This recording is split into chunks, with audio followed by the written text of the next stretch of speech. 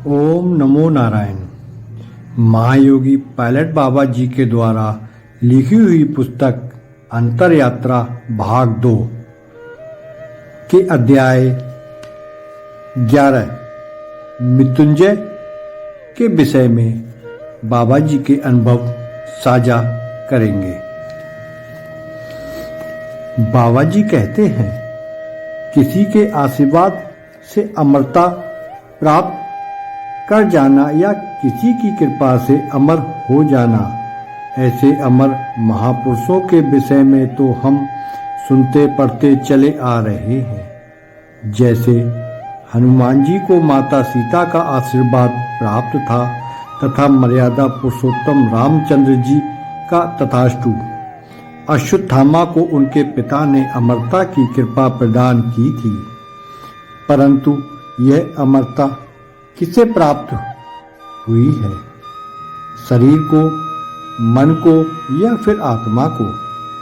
लेकिन एक बात निश्चित है कि इन सभी अमरता प्राप्त महापुरुषों से वे लोग श्रेष्ठ हैं जिन्होंने मृत्यु पर विजय प्राप्त कर ली है।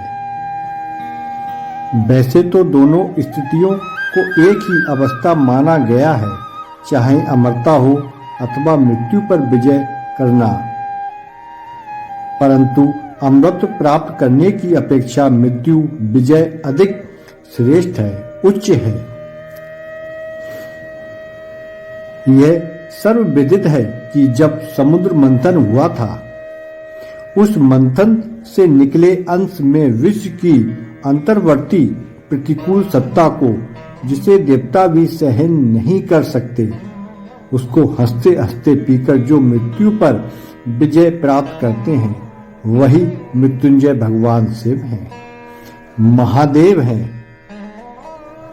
वे महान योगी हैं, योगियों में सर्वश्रेष्ठ हैं।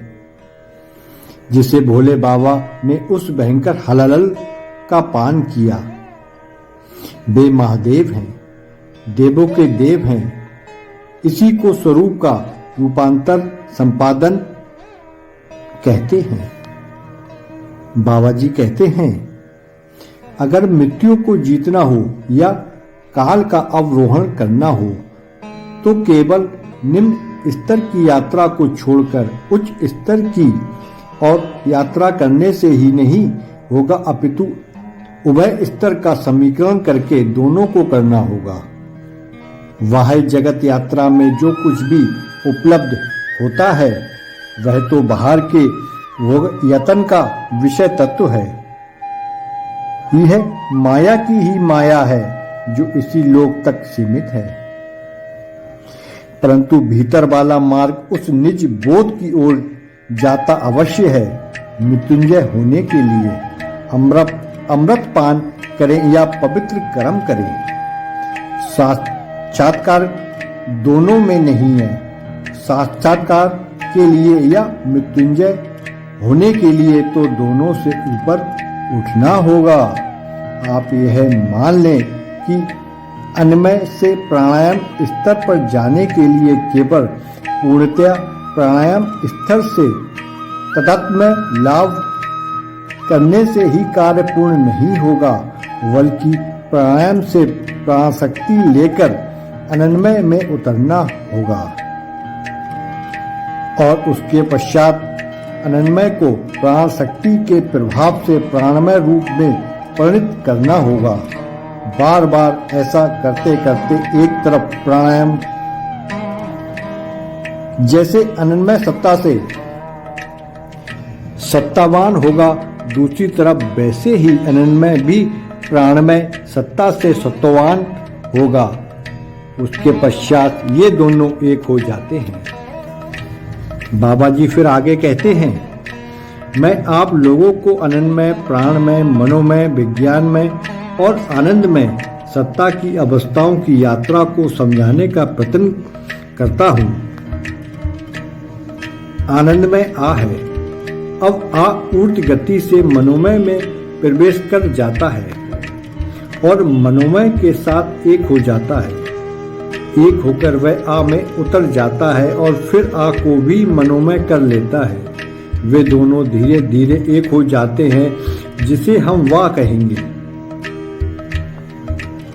बाबा जी फिर बतलाते हैं, फिर यह बा ऊपर ऊर्ध्व गति से उठकर विज्ञानमय में प्रवेश करता है और विज्ञानमय के साथ एकाकार हो जाता है। पुनः उतरकर वह बा में एक हो जाता है। इस अवस्था का नाम सा दिया है। यह सा ऊपर उठकर ऊर्ध्वगमन करके बना लेता है। एकाकार एकीकृत होकर वह एकीभूत सत्ता विज्ञानमय में उतर आती है। विज्ञानमय को अभिन्नता के साथ अपने में स्थापित कर दिया जाता है। इसका नाम दा दिया गया। इसके बाद भी अवस्थाएं हैं, उन्हें भी नाम दिया जा सकता है। वह नाम एक आधार से अनंतमय, प्राणमय, विज्ञानमय और अपनंदमय सत्ता है। यह अचित स्वरूप है। इसके बाद धा चित्त स्वरूप आत्मा में प्रवेश करके उससे एक हो जाता है। तब जाकर चित्त स्वरूप आत्मा अपतरण करके अचित से एक हो जाती है। उस अवस्था में चित्त और अचित किंबा आत्मा और शरीर का भेद नहीं रह जाता और सूक्ष्म का भी भेद नहीं रह जाता। आगे बतलाते हैं बाबा जी, भिन्न भिन्न खंड खंड सत्ताओं में सब प्रकार के भेद तिरोहित होकर यह अखंड सत्ता स्थापित हो जाती है। वास्तव में यही सिद्ध अवस्था है। इसी सिद्ध अवस्था का नाम कालजय है। इसे मृत्युजय भी कहा जाता है। यह देव अवस्था से बहुत ऊपर है, क्योंकि देव अवस्था में अमृत लाभ तो होता है, किंतु मृत्युंजय नहीं हुआ जा सकता। आप लोग मृत्यु से डरकर मृत्यु से दूर हो जाते हैं, इसलिए देवता भी मृत्यु के अधीन होते हैं। इसलिए देवता भी मृत्यु के अधीन होते हैं, यह निश्चित रूप से कहा जा सकता है। देवता लोग सोमपान या अमृतपान द्वारा अमृत प्राप्त करके केवल दीर्घ जीवन का लाभ ले सकते हैं। महाप्रलय या अति प्रलय में इस दीर्घ जीवन का भी अवसान हो जाता है, किंतु मृत्युंजय अवस्था तो काल के भी अतीत है।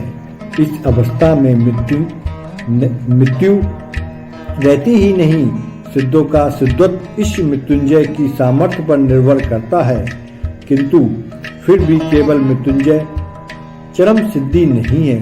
लक्ष्य तो आगे और आगे प्रतीक्षारत है।